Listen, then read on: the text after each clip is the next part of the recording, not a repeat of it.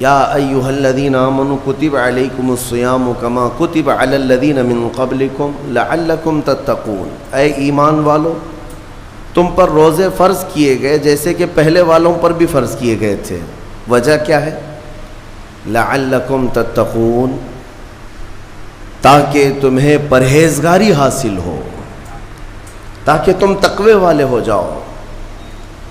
تقوی اور پرہیزگاری یہ اتنی ضروری ہے تمہارے لیے کہ جس کے لیے 1 مہینہ پوری تمہاری تربیت کرائی جا رہی ہے۔ یہ تقوی کیا چیز ہے؟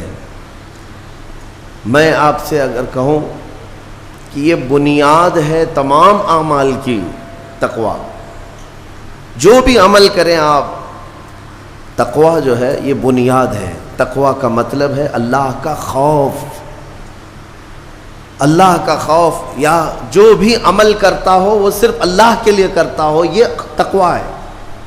اور یہ ہر عمل کے لیے ضروری ہے، ہر عمل کے لیے۔ نماز میں تقوی ضروری ہے، روزے میں تقوی ضروری ہے، حج میں تقوی ضروری ہے۔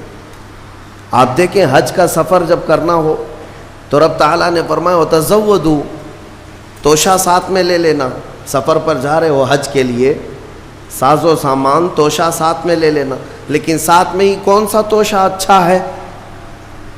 یعنی روٹی، سالن، چاول، یہ توشہ، کپڑے لتے، حاجات، یہ توشہ۔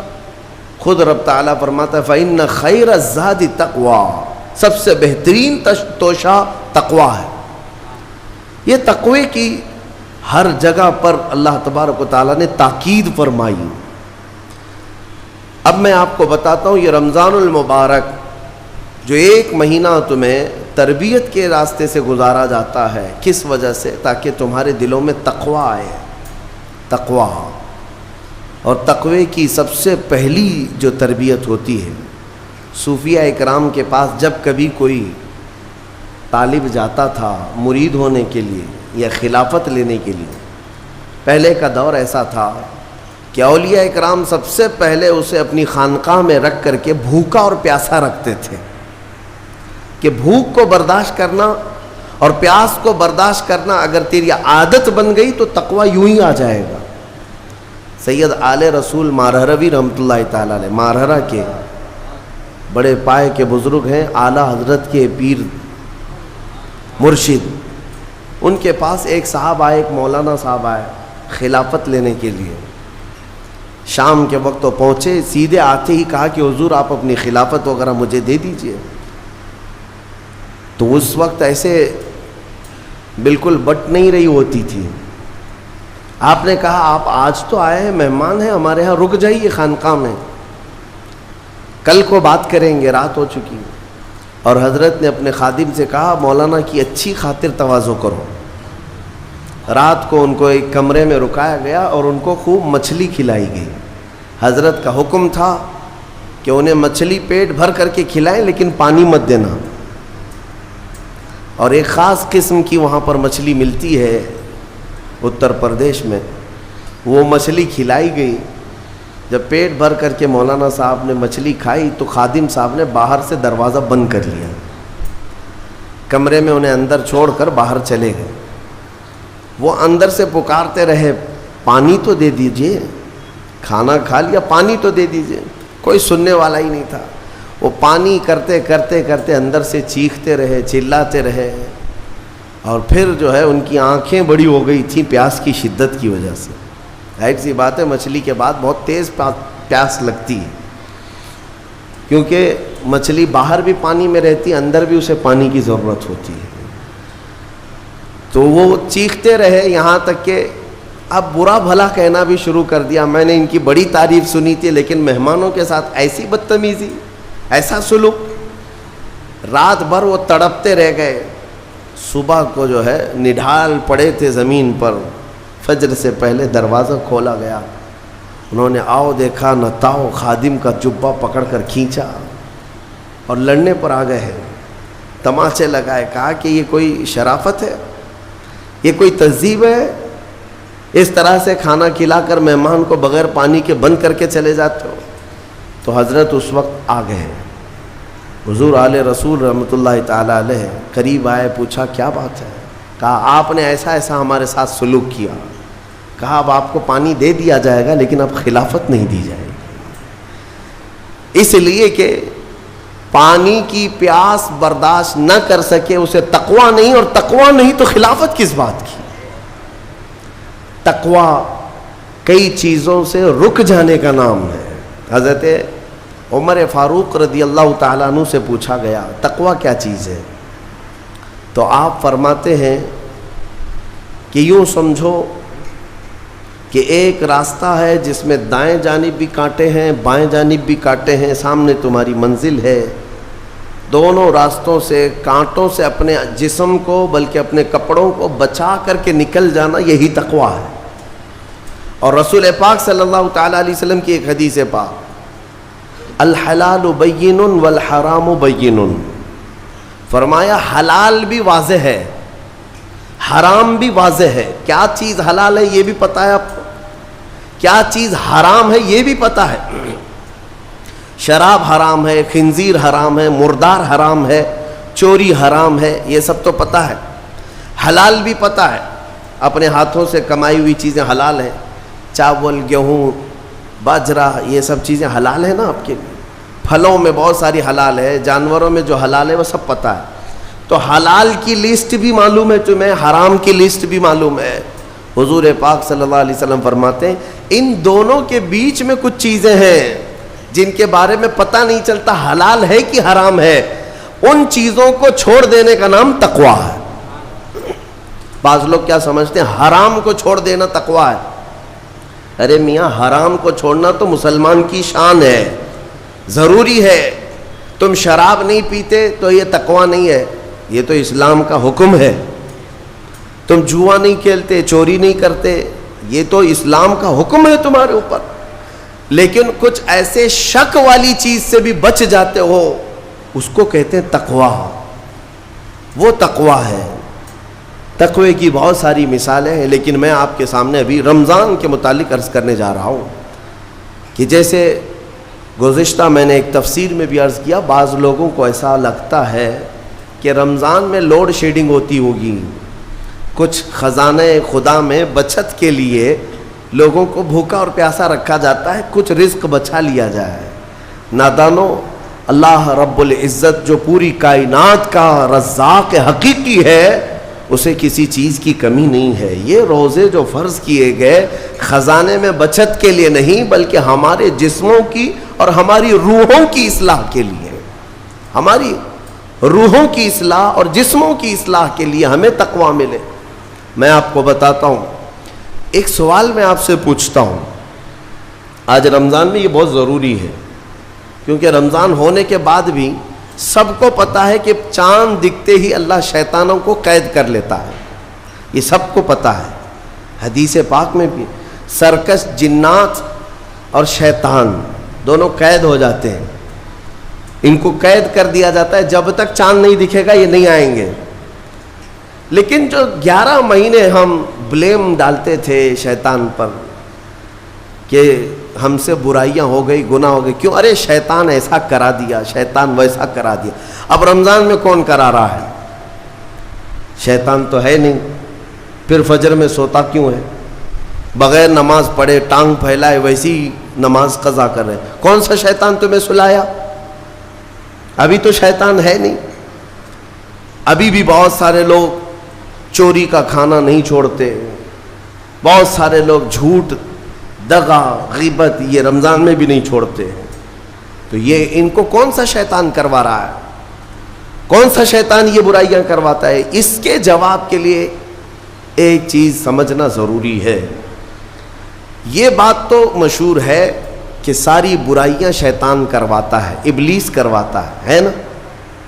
لیکن آپ کو وہ واقعہ معلوم ہے جب آدم علیہ السلام کو اللہ تعالیٰ نے پیدا کیا اور سارے فرشتوں سے کہا کہ سجدہ کرو، کل ہی کی تفسیر میں نے عرض کیا، اس میں ابلیس بھی تھا. ابلیس بھی اس وقت بہکا ہوا نہیں تھا، گمراہ نہیں تھا، وہ اچھا تھا. ابلیس تو بہت عبادت کرنے والا تھا اللہ تعالیٰ کی. تو اس نے اللہ کے حکم کو ٹال کر آدم کو سجدہ نہیں کیا، غرور میں کھڑا رہا. نافرمانی کیا. تو اب میں یہ سوال کرتا ہوں کہ ہر ایک کو گمراہ کرنے والا شیطان ہے، تو شیطان کو کس نے گمراہ کیا تھا؟ اس کو کس نے روکا سجدہ مت کرنا آدم کو؟ کوئی ہے بہکانے والا؟ ارے وہ تو پہلا ابلیس ہے، اس سے پہلے تو کوئی ابلیس تھا ہی نہیں، اس سے پہلے تو کوئی شیطان تھا ہی نہیں. شیطان کو کس نے روکا کہ تو بڑا ہے، تو بلند ذات والا ہے، آدم مٹی سے بنا ہے؟ یہ خیال کس نے ڈالا؟ کون سا شیطان تھا اس سے پہلے؟ یہی بات سمجھنے کی ہے. محدثین نے مفسرین نے فرمایا ابلیس کو جس چیز نے سجدہ کرنے سے روکا وہ نفس امارہ ہے، وہ نفس ہے جو آج بھی تمہارے ساتھ ہے. ہاں شیطان تو قید ہو جاتا ہے رمضان کے شروع ہوتے ہی، لیکن نفس تو ساتھ میں رہتا ہے. اب پتہ چلا کہ رمضان میں جو کچھ بھی غلطیاں یا کوتاہیاں یا گناہ کچھ لوگوں سے سرزد ہوتے ہیں تو یہ نفس کے پجاری ہیں، نفس ان کے ساتھ ہے. یہ نفس کی غلامی میں آ گئے اور نفس کے شکار ہو گئے. اسی لیے قرآن میں اللہ تعالیٰ نے اپنے رسول سے بھی یہ فرمایا اَرَأَيْتَ مَنِ اتَّخَذَ إِلَٰهَهُ هَوَاهُ أَفَأَنْتَ تَكُونُ عَلَيْهِ وَكِيلًا. اے رسول کیا آپ نہیں دیکھتے کچھ لوگ ایسے ہیں جنہوں نے اپنے نفسانی خواہشات کو اپنا خدا بنا لیا ہے، اپنی خواہشات کو اپنا خدا بنا لیا ہے. اے رسول کیا آپ ایسوں کی سفارش کریں گے، ایسے لوگوں کی وکالت کریں گے؟ یعنی رب تبارک و تعالیٰ نے فرمایا کچھ لوگ وہ ہیں جو اپنی خواہشات کی پوجا میں ہیں. کیا مطلب خواہشات کی پوجا؟ کیا مطلب ہے اپنے خواہشات کے پیچھے چلنا؟ مطلب یہی ہے کہ جو دل میں آیا اس بندے نے یہ سوچ لیا اسے کرنا ہی ہے مجھے، یہ خواہشات کے پیچھے چل رہا ہے. ہاں تمہیں آرام کی فکر ہوئی، تم نے خدا کے فرمان کو ٹال دیا لیکن اپنی نفس کی سن لیا. اللہ تبارک و تعالیٰ کا حکم کچھ اور ہے لیکن تمہاری طبیعت کچھ اور چاہ رہی ہے. رب تبارک و تعالیٰ کا حکم تھا صبح صبح تمہیں اپنے گھر بلا رہا تھا لیکن تم نے اس کی نہیں سنی، اپنے من کی سنی، اپنے نفس کی. تو یہی تو ہوا نفس کی پوجا، یہی ہے نفس کی عبادت، نفس کی پرستش، جس کو قرآن میں کہا گیا ہے کہ کچھ لوگ ایسے ہیں جنہوں نے اپنی خواہشات کو خدا بنا لیا ہے. یہ نفس امارہ جس کے بھی اوپر حاوی ہو جاتا ہے، اچھے اچھوں کو یہ ان کا تقوی بھسم کر دیتا ہے، ایمان سے بھی دور کر جاتا ہے. اس لیے میرے عزیزوں میں جو عرض کرنے جا رہا ہوں وہ یہ ہے کہ ہمارے لیے زندگی میں سب سے بڑا چیلنج اپنے نفس امارہ سے لڑنا.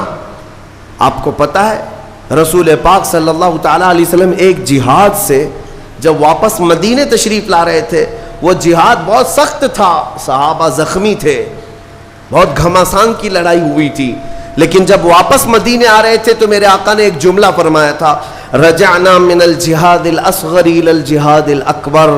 اے میرے صحابہ ہم چھوٹے جہاد سے بڑے جہاد کی طرف جا رہے ہیں. صحابہ نے پوچھا اس سے بڑا جہاد اب کون سا ہے یا رسول اللہ؟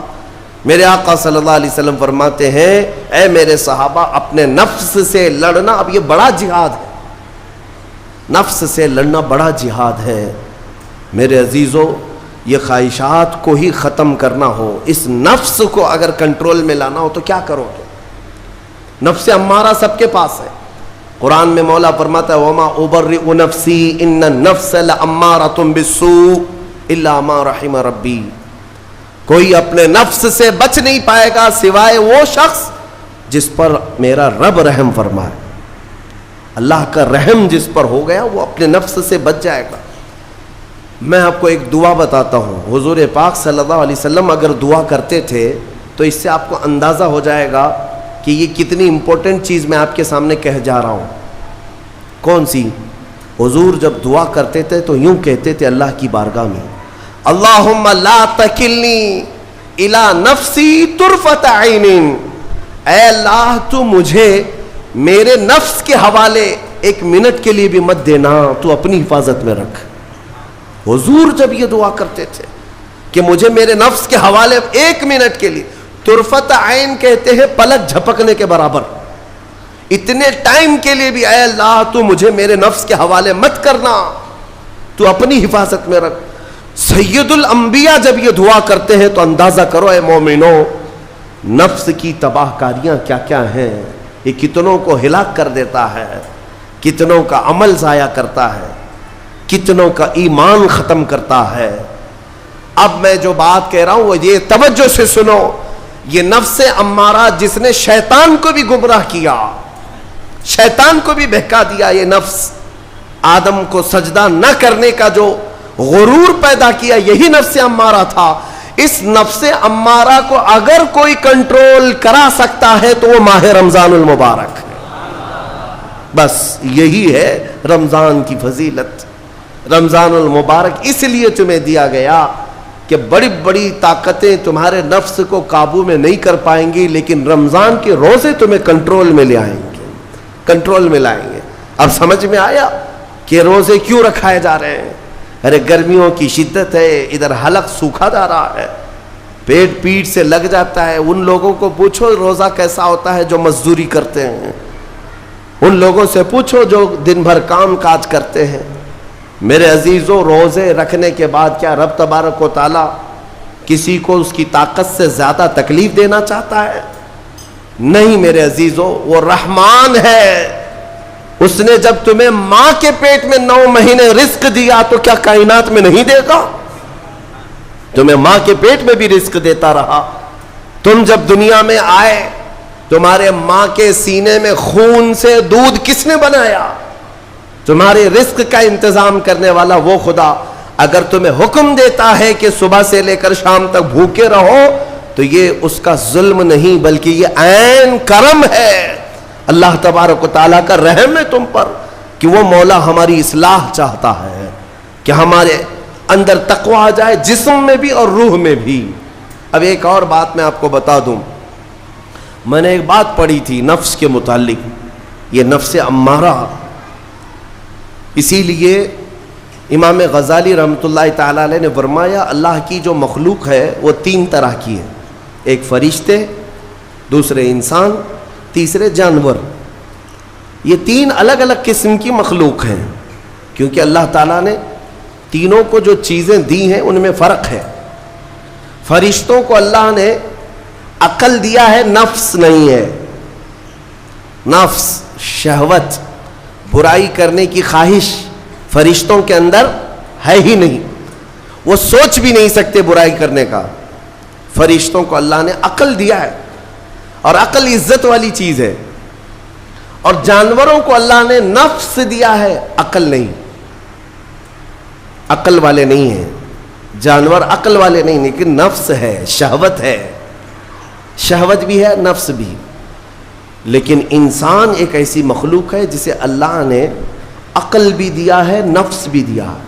مطلب یہ ہے کہ تمہیں اللہ نے ایک چیز فرشتوں والی دی ہے، ایک چیز جانوروں والی بھی دی ہے، دونوں تمہارے اندر ہے، عقل بھی ہے، نفس بھی ہے۔ لیکن امام غزالی فرماتے ہیں توجہ، جو بندہ نفس ہونے کے باوجود گناہوں سے اپنے آپ کو بچا لیا وہ بندہ فرشتوں سے بھی افضل ہے۔ کیوں؟ فرشتے اس لیے بچے ہوئے ہیں کہ ان کے پاس نفس ہے ہی نہیں، اور تم بچ رہے ہو تو کمال کی بات ہے، نفس ہوتے ہوئے بھی گناہ سے بچ گیا تو اس انسان کا مقام فرشتوں سے بھی اعلیٰ ہے۔ لیکن ساتھ ہی امام غزالی یہ بھی فرماتے ہیں عقل ہونے کے باوجود اگر گناہوں سے نہیں بچتا تو پھر وہ جانوروں سے زیادہ ذلیل ہے، کتے اور خنزیر سے بھی گیا گزرا ہے، کیونکہ جانور تو بیچارہ معذور ہے، اسے عقل نہیں ہے، نفس ہے۔ تمہارے پاس عقل ہے، اس کے باوجود حرام کاریاں کر رہے ہو تو جانوروں سے زیادہ گر گئے۔ فیصلہ تمہارے ہاتھ میں ہے کہ تم کون سی زندگی گزارنا چاہتے ہو، کون سی، کہ تم نفس کے پجاری بن جاؤ یا عقل کا صحیح استعمال کر کے فرشتوں والی صفات پر عمل کرو۔ عزیزان گرامی وقار، نفس اور عقل یہ جو 2 چیزیں ہیں ان کو میں آپ کے سامنے تھوڑا سا کھول کر کے عرض کرتا ہوں۔ عقل جو ہے عزت والی چیز ہے، جسے بھی دی گئی ہے وہ عزت والا ہے۔ کیوں عزت والی ہے یہ عقل؟ پوری دنیا میں عقل کا ہی تو کمال ہے، جس کے پاس عقل ہے وہ بادشاہ ہے۔ جس کے پاس عقل ہے وہ لوگوں کو ہانکتا ہے, پوری دنیا کو ادھر سے ادھر کر سکتا ہے, عقل. اور نفس جو ہے, نفس برائیوں کی طرف بلانے والا, عیاشی کی دعوت دینے والا, موج مستی کرانے والا اور اپنے آپ کو تباہ کروانے والا. اچھے بھلے نوجوان 25 سال کی کڑیل جوانی ہے, کون ہے جو انہیں نشے کے اڈے پر لے جاتا ہے؟ کون ہے جو ان کو تباہ و برباد کرتا ہے؟ نوجوان کو اچھی طرح سے معلوم ہے کہ میں کوکین, افیون, ہیروئن لوں گا تو میرے جسم کے ساتھ کیا ہوگا, اسے معلوم ہے. لیکن اس کے باوجود عیاشی کروانا یہ نفس کی عادت ہے. کسی کے اوپر نفس غالب آتا ہے, کسی کے اوپر عقل غالب آتی ہے. عقل جس کے اوپر غالب آ گئی وہ اچھا آدمی ہے, نفس جس کے اوپر غالب آ گیا وہ شیطان کا پجاری ہو گیا, نفس کی سننے والا. اب یہ دونوں جو چیزیں ہیں میں بتاتا ہوں آپ کو. روایت میں ملتا ہے کہ جب اللہ نے عقل کو بھی پیدا کیا اور نفس کو بھی پیدا کیا تو اپنے سامنے حاضر کیا, عقل سے پوچھا کہ اے عقل بتا میں کون ہوں اور تو کون ہے؟ عقل نے کہا یا ربی انا عبدک وانت ربی, اے اللہ میں تیرا بندہ ہوں اور تو میرا رب ہے. عقل نے کیا کہا؟ میں تیرا بندہ ہوں اور تو میرا رب ہے. اللہ نے عزت سے نوازا, اقرار کیا نا بندہ ہونے کا, عقل نے اقرار کیا. پھر نفس کو بلایا, نفس سے پوچھا بتا میں کون ہوں اور تو کون ہے؟ نفس نے کہا انت انت انا انا, تو ہے میں ہوں. یہ غرور تھا نفس کے اندر, یہ گھمنڈ تھا نفس کے اندر کہ میں ہوں. نفس جس کے اندر غالب آتا ہے وہ آج بھی یہی کرتا ہے, میں ہوں, کسی کے سامنے کیا جھکنا ہے. تو حکم ہوا کہ اس نفس کو 100 سال جلایا جائے. 100 سال جلایا گیا, اس کو عذاب دیا گیا نفس کو. 100 سال بھگتنے کے بعد, آگ کی تپش بھگتنے کے بعد اسے پھر لایا گیا نفس کو. اللہ تعالیٰ نے پوچھا اے نفس بتا میں کون ہوں اور تو کون ہے؟ نفس نے کہا انت انت انا انا, تو ہے میں ہوں. غرور نہیں ٹوٹا, گھمنڈ نہیں ٹوٹا. حکم ہوا اللہ کی طرف سے فرشتوں کو, اس نفس کو اب 100 سال تک بھوکا اور پیاسا رکھا جائے, کوئی چیز نہ دی جائے. اسے سخت سزا دی گئی. بھوک اور پیاس کی نفس کو کوئی چیز نہیں دی گئی. 100 سال کے بعد پھر اس کو حاضر کیا گیا, پوچھا گیا بتا کون ہوں میں؟ نفس نے کہا اے اللہ تو میرا خدا ہے, میں تیرا بندہ ہوں. فرمایا بزرگوں نے کہ نفس کو اگر کوئی جھکا سکتا ہے تو وہ بھوک ہے, اسی لیے مولا نے رمضان کے روزے تم پر فرض فرمایا. نفس کو جھکا سکتے ہو, نفس کو کنٹرول میں لا سکتے ہو تو بھوک کے ذریعے سے. ہاں یہ بھوک اور پیاس یوں ہی نہیں دی گئی ہے. دنیا اگر سمجھتی ہو کہ مسلمانوں کو یہ بھوکا اور پیاسا رکھوایا جا رہا ہے تو انہیں کیا خبر ہے کہ روح کسے کہتے ہیں, نفس کسے کہتے ہیں. جو آلریڈی غلاظت میں پڑے ہوئے انہیں کیا سمجھ ہے. لیکن الحمدللہ ہمارا تصور ہے آخرت کا, ہمارے ہاں تصور ہے جنت کا, ہمارے ہاں تصور ہے جہنم کا, اللہ کی بارگاہ میں حساب کا. اس لیے ضروری یہ بن پڑتا ہے کہ ہم اپنی دنیا میں ہی اصلاح کریں. میرے عزیزوں, اس نفس کی جو تباہ کاریاں ہیں اس سے بچنا ہر نوجوان کے لیے آج ضروری ہے. تم روزوں کو ہلکے میں مت لو. اس سے پہلے بھی میں کہا کرتا تھا, آج پھر سے میں ریپیٹ آپ کے سامنے کہتا ہوں, مسلمان کے لیے روزے جو فرض کیے گئے آپشنلی نہیں ہے میرے عزیز. یہ آپشنلی نہیں ہے, اختیاری نہیں ہے. جسے چاہے وہ رکھے, جسے چاہے وہ چھوڑے. ہاں ہمارے ہاں معاشرہ ایسے ہی ہے نا. ہاں صبح اٹھ کر کے لوگ پوچھتے رہتے ہیں روزہ ہے, روزہ ہے. کیوں پوچھ رہے ہو روزہ ہے؟ مسلمان ہے تو روزہ فرض ہے, روزہ فرض ہے. اگر میں آپ کو پوچھوں اچھا لگے گا؟ انسان ہو اچھا لگے گا, سامنے دکھ تو رہا ہے انسان ہے, پھر کیا پوچھنا ہے. مسلمان کے لیے روزہ ایسا ضروری ہے جیسے اس کے لیے انسان ہونا ضروری ہے. وہ روزے چھوڑتا کیوں؟ ہاں چند ہی چیزیں ہیں جہاں تخفیف دی گئی ہے شریعت میں. وہ سفر ہے یا مرض ہے, ایسا مرض کہ جس سے وہ نہیں برداشت کر پاتا، اس میں اللہ تعالیٰ نے اسے چھوٹ دی ہے، رخصت دی ہے. یا حاملہ عورت ہے، یا دودھ پلانے والی عورت ہے، یا پھر اب بہت سارے لوگ ایسے ہیں جو ہٹے کٹے ہیں، تندرست ہیں، توانا ہیں، روزے چھوڑے ہوئے ہیں. میرے عزیز، سب ہونے کے بعد اگر روزہ چھوڑنے کی کسی کو رخصت ہے نا، تو وہ صرف ان عورتوں کو جن کی ماہواری آتی ہے مہینے میں یا بچے کے بعد. حیض و نفاس والی عورتوں کے لیے روزہ نہیں ہے. تو میں ان لوگوں سے پوچھتا ہوں، کیا تمہاری بھی ایسی کیفیت ہے جو تم روزہ چھوڑے گھوم رہے ہو؟ ناپاک ہو؟ ناپاکی آئی ہے؟ نہیں ہے تو پھر کیوں روزہ چھوڑتے ہو؟ ایک روزے کو چھوڑنے کی سزا حدیث میں بتائی گئی 900 سال دوزخ میں رکھا جائے گا. 900 سال. اب کیلکولیٹ کرو، اگر تمہاری زندگی کے روزے قضا ہیں تو کتنے 100 سال جائیں گے. اس لیے میرے عزیزو، جب تک طاقت ہے روزے فی الحال کے رکھو ہی رکھو. اگر پیچھے کے چھوٹے ہیں تو اسے بھی پہلے کمپلیٹ کر لو، ورنہ قیامت کے دن کی سزائیں نہیں برداشت کر پاؤ گے، بھگت نہیں پاؤ گے. یہ ہم جو بار بار کہتے ہیں آپ کے روزہ رکھنے سے میرا کیا ہے، ہم تنبیہ صرف اس لیے کرتے ہیں کہ قیامت کے دن اللہ تعالیٰ کے عذاب میں گرفتار نہ ہو جاؤ، عذاب میں گرفتار نہ ہو جاؤ. اور ہمارے بزرگوں نے ہمیں تعلیم دی ہے کہ اللہ تعالیٰ جب 11 مہینے کھلاتا پلاتا ہے، اور وہی مولا ایک مہینہ اگر حکم دے تو یہ کس قدر بندے کی ناانصافی ہے کہ اپنے مولا کے حکم کو پیٹ پیچھے ڈالتا ہے اور پھر کھاتا پیتا رہتا ہے. کیا اسے اپنے رحمان کی رضا کی اتنی بھی فکر نہیں ہے کہ یہ میرے مولا کی رضا ہے روزہ؟ اسی لیے تو اس مولا نے فرمایا روزہ میرے لیے ہے اور اس کی جزا کچھ نہیں، میں خود بندے کا ہو جاؤں گا. الصوم لی وانا اجزا بہ. اور ایک حدیث میں عجزی بھی پڑھا گیا، یعنی روزہ میرے لیے ہے اور میں ہی اس کی جزا ہوں، میں ہی اس کی جزا ہوں. مطلب یہ ہے کہ دوسرے اعمال کی جزا میں جنت ہے، محلات ہے، الگ الگ ثواب ہے، لیکن روزے کے متعلق مولا نے فرمایا میں خود ہی اس کی جزا ہوں.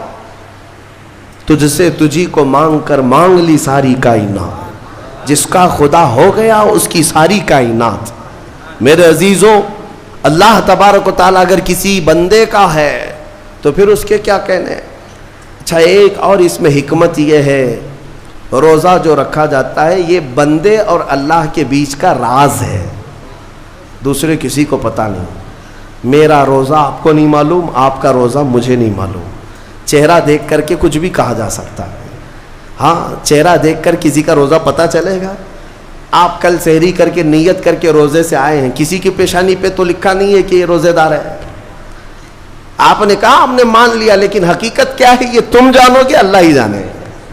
بہت سارے تمہارے پاس موقع ایسے آتے ہیں جب ایک ایک گھونٹ نگل سکتے ہو، وضو کے بیچ میں، غسل کے بیچ میں، جب کوئی نہ دیکھ رہا ہو تب چٹکیاں لے کر اندر ڈال سکتے ہو، کوئی نہ دیکھ رہا ہو. لیکن بندے اور مولا کے درمیان کا ایک راز ہے روزہ. اسی وجہ سے ایک حدیث میں ملتا ہے قیامت کے دن جب ایمان والوں کو جمع کیا جائے گا اور جن کی بخشش ہو جائے گی تو ان میں ایک جماعت ایسی ہوگی جو جنت کی طرف اڑتے ہوئے جا رہے ہوں گے اور جنت میں پہنچ جائیں گے، کسی کو نظر نہیں آئیں گے، بہت تیزی سے وہ جنت پہنچ چکے ہوں گے. باب الریان ایک دروازہ ہے جو صرف روزے داروں کے لیے، جن کے روزے اللہ کی بارگاہ میں پسند آ گئے، وہ دروازہ صرف ان کے لیے. وہاں پہنچ چکے ہوں گے، بہت سارے اہل اللہ، بڑے بڑے مقامات والے وہاں موجود ہوں گے. پوچھیں گے تم کہاں سے آئے، کون سے راستے سے آئے؟ نہ وہاں نظر آئے نہ راستے میں نظر آئے، یہاں کیسے پہنچے؟ تو وہ کہیں گے کہ اللہ تبارک و تعالیٰ نے ہمیں روزوں کی وجہ سے یہ مقام دیا.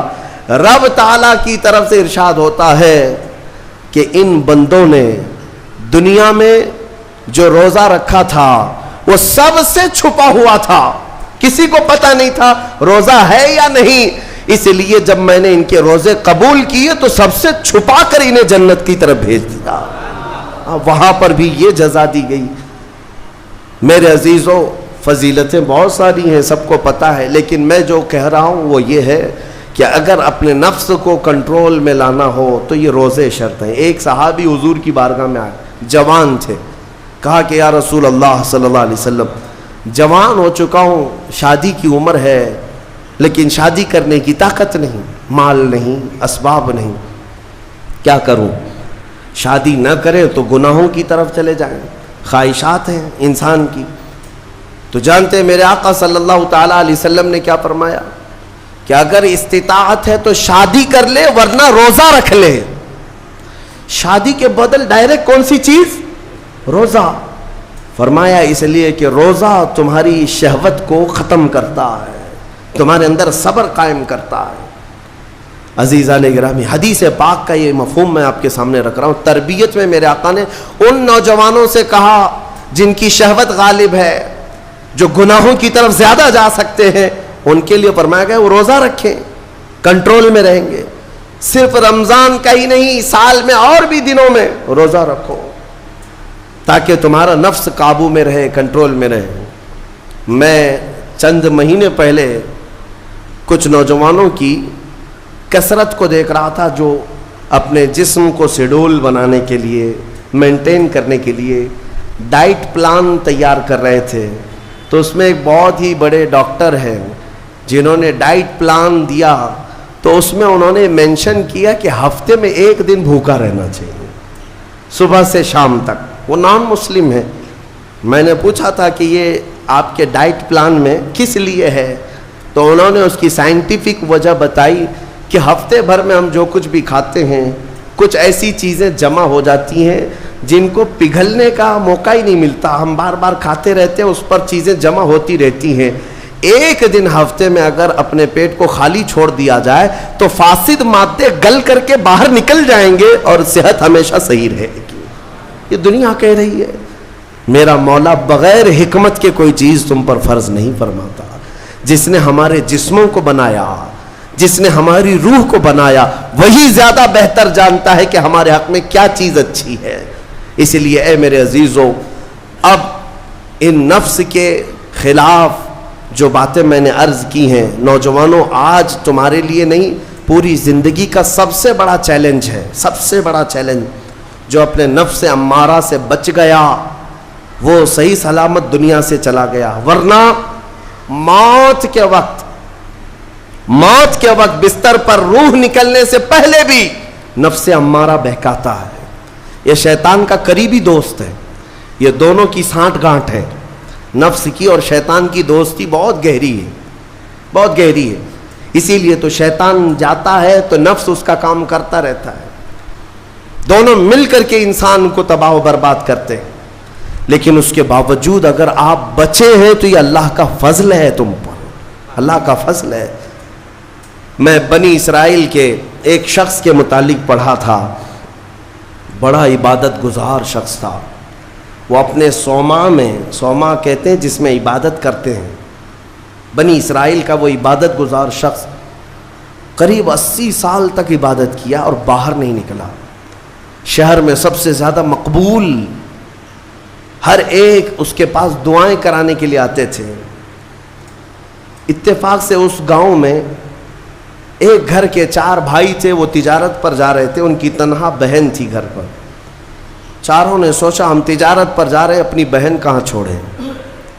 تو چاروں نے کئی لوگوں سے مشورہ کیا اور بزرگوں سے بات چیت ہوئی تو کہا کہ وہ عابد جو شب زندہ دار ہیں, رات بھر عبادت کرتے ہیں, ان کی نگرانی میں چھوڑ کر, ان کی کفالت میں چھوڑ کر چلے جاتے. وہ چاروں آئے اور اپنی تجارت کا سفر بتایا اور کہا کہ ہماری بہن گھر پہ رہے گی, بس آپ دیکھ بھال کریں. اور وہ تجارت پر چلے گئے.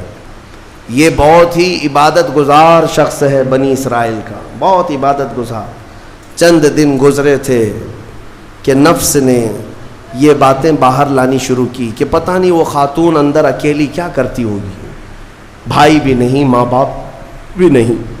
پھر شیطان آیا, کہا ارے کچھ تو خیال کرو, تمہارے پاس امانت دے کر گئے ہیں اس کے بھائی, تم اس سے خیر خیریت بھی نہیں پوچھتے. آپ نہ جانا اس کے پاس, محض آپ اپنی چوکھٹ سے تو اسے آواز دے کر کے پوچھ لیں کیا چل رہا ہے اس کے گھر میں. تو اس عابد نے اپنے صومعہ کی چوکھٹ پر آ کر اس خاتون کو آواز دی وہ خاتون اپنے گھر کے باہر آئی، چوکھٹ پر وہ کھڑی رہی، پوچھا کیسی چل رہی ہے، خیریت ہے، طبیعت اچھی ہے، بات چیت ہوئی، اس کے بعد چلے گئے۔ یہ پہلی بات چیت تھی جس کے بعد اس عابد کے دل میں بات کرنے کا جذبہ اور بڑھ گیا، خواہش اور بڑھ گئی۔ عورت سے بات کرنے کو آج نوجوان یہ سمجھتے ہیں یہ تو فرینڈلی ہے، ہم تو ایسی دوستی میں کر رہے ہیں، تمہیں پتہ ہے یہ بہانے ہیں دوستی اور فرینڈشپ کے، یہ سب نفس امارہ کی تباہیاں ہیں جو تمہارے دل میں بار بار شہوت پیدا کرتا ہے۔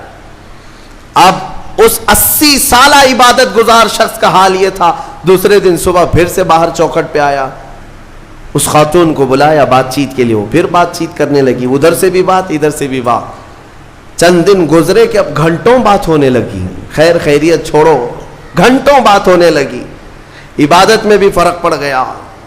ایک خاتون کی طرف، ایک عورت کی طرف دل کا میلان بڑھتا چلا گیا۔ یہ نفس ہے، نفس ہے۔ جہاں پیٹرول ہو اور پھر آگ ہو، ایسا نہیں ہو سکتا کہ دونوں میں ایک بھی ادھر سے ادھر ہو جائے تو آگ نہیں لگے گی، بھڑکے گی نہیں۔ میرے عزیزو، اس کے بعد کئی دن ایسے ہونے کے بعد شیطان ایک بزرگ کی شکل میں آ کر اس عابد سے کہا کیا کھڑے کھڑے بات کرتے ہو، اس کے گھر جاؤ، بیٹھو، تسلی دو اس کو۔ یہ عابد اپنے سوما سے 80 سال بعد باہر نکلا تھا اور اس خاتون کے گھر گئے، اور کھانا پینا ساتھ ہوتے ہوتے یہ نوبت یہاں آئی کہ زنا کر لیا۔ 80 سالہ عبادت گزار شخص زنا جیسی نحوست میں مبتلا ہو گیا، منہ کالا کر لیا۔ اب اس کے بعد اپنے سوما واپس آیا، اس کو تو ایسا لگا کہ میں تو مزے میں ہوں، بھائی بھی نہیں ہے اس کے، کوئی نہیں ہے، لیکن اس عورت کا حمل ٹھہرا، وہ حاملہ ہو گئی۔ اب اس کو ڈر لگا کہ اس کا حمل ہو گیا، کیا کیا جائے؟ نفس بھڑکاتا رہا، شیطان بھی ساتھ دیتا رہا۔ شیطان آیا اور اس نے کہا کہ ایک کام کرو، اس کا گلا گھونٹ کر مار ڈالو ورنہ تمہاری بدنامی ہوگی۔ یہ عابد اس کے گھر گیا، رات کو اس کے ساتھ تنہائی پا کر کے اس کا گلا گھونٹ دیا اور عورت کو ختم کر دیا۔ قتل دوسرا گناہ، اور اس کے بعد اسی گھر میں گڑھا کھود کر کے دفن کیا۔ چوری کو چھپانا پھر سے گناہ، زمین کو صاف کر دیا۔ واپس اپنی عبادت گاہ میں آیا، جب وہ بھائی اس کی تجارت سے واپس آئے، پوچھا ہماری بہن کہاں ہے؟ تو یہ رونے دھونے لگا، کہا تمہاری بہن بڑی بیمار ہو گئی تھی، علاج کرایا، نہیں بچ سکی، انتقال ہو گیا، قبرستان میں میں نے دفن کروا دیا، اور جھوٹ موٹ ایک قبر کے پاس لے گیا اور کہا یہ تمہاری بہن کی قبر ہے۔ بھائی روتے رہے، اپنی تنہا اکلوتی بہن کو یاد کر کے واپس آئے۔ بات یوں ہی گزر گئی، لیکن نفس کی تباہ کاریاں چھپتی نہیں ہیں، یہ کالے کرتوت کبھی پوشیدہ نہیں رہتے۔ پھر ابلیس ان 4 بھائیوں کے پاس گیا اور کہا تمہیں پتہ ہے تمہاری بہن کہاں ہے؟ کہا وہ تو انتقال ہو گئی، اللہ کو پیاری ہو گئی۔ کون کہا؟ کہا اس عابد نے کہا۔ کہا وہ جھوٹ بولتا ہے، اس نے تمہاری بہن کے ساتھ منہ کالا کیا، زنا کیا اور گلا گھونٹ کر مارا اور اسی گھر کے اندر دفن کیا ہے، کھود کر دیکھ لو۔ ابلیس نے ان بھائیوں کو سب بتایا، اور جب ان بھائیوں نے زمین کھودی تو لاش سڑی گلی موجود تھی۔ اللہ اکبر! اب زمین کے پیروں کے نیچے زمین کھسک گئی۔ کیا اللہ والا ایسا بھی کر سکتا ہے؟ اتنا عبادت گزار۔ پھر لوگوں کو جمع کیا گیا، سبوں نے دیکھا تو اس کے بعد غصے میں سارے لوگ بپھر گئے اور سب کے سب ٹوٹ پڑے اس سوما پر، اور اسے کھینچ کر کے باہر لایا گیا اور اس سے پوچھا گیا۔ اخیر میں مار توڑ کے بعد اس نے اقرار کر لیا کہ ہاں میں نفس کے دھوکے میں آ گیا تھا، مجھ سے یہ گناہ ہو گیا ہے، غلطی ہو گئی ہے۔ ساری قوم نے مل کر اس کا چہرہ کالا کیا اور اس کو پھانسی پر چڑھایا۔ جب پھانسی پر لٹکانا تھا، دنیا تماشا دیکھ رہی تھی، بچے تالیاں بجا رہے تھے، لوگ پتھر پھینک رہے تھے، لیکن اس وقت بھی سامنے شیطان آیا اور اس کا نفس بھی تھا۔ یہی نفس امارہ ہے۔ دونوں نے مل کر کے کہا کہ اے عابد، اب بھی تیری حفاظت ہو سکتی ہے، بچ جائے گا تو، اس پوری بلا سے تجھے ہم نکال لیں گے۔ اس نے پوچھا کیسے؟ کہا دیکھ تو جتنی عبادت خدا کی کیا 80 سال، اس خدا نے تجھے کچھ نہیں رکھا، اس حالت تک لے آیا، کاش تو ہماری عبادت کر لیتا، ہمیں خدا مان لیتا تو چٹکی میں تجھے نکال لیتے۔ نفس کی سن لیا اس عابد نے، کہا صحیح بات ہے، اتنے سالوں تک خدا کی عبادت کرتا رہا پھر بھی پھنسا ہوں، کچھ بھی اچھا نہیں ہو رہا ہے میرے ساتھ، ایک غلطی ہوئی اس کی سزا ہی ہو رہی ہے، نفس صحیح کہہ رہا ہے۔ اس نے اپنے نفس کی مانی اور شیطان سے کہا تو ہی میرا خدا ہے، تجھ سے میں سجدہ کروں، مجھے اس بلا سے نکال لے۔ جیسے ہی اس نے یہ کہا شیطان تالیاں مارتا ہوا چلا کہ میرا کام مکمل ہو گیا، ادھر لوگوں نے اسے پھانسی پر چڑھا دیا۔ ابتدا آنکھوں سے شروع ہوئی، باتوں سے شروع ہوئی اور کفر پر خاتمہ ہوا۔ موت کس بات پر ہوئی؟ کفر پر موت ہوئی۔ لوگ ہلکے میں لیتے ہیں کہ یہ یوں ہی مزے کی زندگیاں ہیں۔ میرے عزیزو، نفس سے الرٹ رہو، اس نفس نے اچھے اچھوں کا تقوی بھسم کر دیا، کئی لوگوں کی عبادتیں ضائع کر دیں، عورت کے فتنے سے، مال کے فتنے سے، حرص لالچ کے ذریعے سے اس نے ایمان کو تباہ کیا ہے۔ اور پھر میں آخر میں یہی کہتا ہوں، اس نفس کو اگر کوئی کنٹرول کر سکتا ہے تو اللہ کا یہ پیارا مہمان رمضان المبارکہ ہے۔ یہ رمضان ہے، یہ رمضان ہے جو تمہیں نفس کی غلامی سے آزاد کرائے گا۔ اس سے خوب محبت کرو، خوب محبت کرو۔ قیامت کے دن ایک شکل میں آئے گا، ایک شکل میں آئے گا، خوبصورت شکل میں آئے گا، خوبصورت شکل میں آئے گا۔ اور حدیث پاک میں ملتا ہے کچھ بندے وہ ہوں گے جن کی سفارش کے لیے رمضان آئے گا، رمضان آئے گا، اور اللہ تعالیٰ رمضان کی اور قرآن کی سفارش کو کبھی رد نہیں فرمائے گا۔ جس کی سفارش میں رمضان آ گیا اس کے لیے جنت میں جانا واجب ہو جائے گا، اور کچھ لوگ وہ ہوں گے جن کے خلاف رمضان کھڑا ہو جائے گا۔ رب تعالیٰ سے کہے گا مولا میں ہر سال اس کے گھر جاتا تھا، یہ مجھے کبھی قدر کی نگاہ سے نہیں دیکھتا، میری عزت نہیں کرتا، میرا احترام نہیں کرتا۔ رمضان کچھ لوگوں کی شکایت کرے گا، وہ بندہ کہتا ہے مولا میں اس کو پہچانتا ہی نہیں، یہ کون نیا آدمی ہے؟ مولا فرمائے گا یہ میرا مہمان رمضان ہے جو ہر سال تیرے گھر آتا تھا، تو بے قدری کرتا تھا، بے احترامی کرتا تھا، اور آج رمضان تیرے خلاف کھڑا ہو گیا، اس لیے تجھے جہنم میں جانے کا پروانہ دیا جاتا ہے۔ میرے عزیزو، رمضان کو اپنے خلاف سفارشی نہ بناؤ، رمضان کو اپنا حمایتی بناؤ، اس سے محبت کرو، اس رمضان کا قدر کرو، احترام کرو۔ اپنے گھروں میں جس طرح کسی باہر کے آئے ہوئے مہمان کی عزت ہوتی ہے، رمضان کی عزت ہونی چاہیے۔ گھروں میں خرافات نہ ہو، بے حیائیاں نہ ہو، بچوں کو بار بار اس بات پر ٹوکو کہ بیٹا بری بات نہ کرے، رمضان ہے، اللہ کا مہینہ ہے۔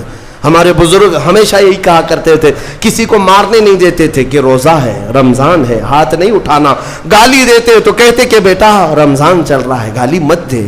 یہ ہے رمضان کے احترام کے طریقے، آج یہ ہمارے معاشرے سے جا رہے ہیں۔ اس لیے میں کہتا ہوں ہر بات پر تاکید کرو اپنے بچوں کو کہ رمضان ہے، رمضان ہے، اور انشاءاللہ العزیز یہ رمضان ہماری سفارش کرے گا، اور مولا اس کی سفارش پر ہمیں جنت عطا فرمائے گا۔ وآخر دعوانا الحمدللہ رب العالمین۔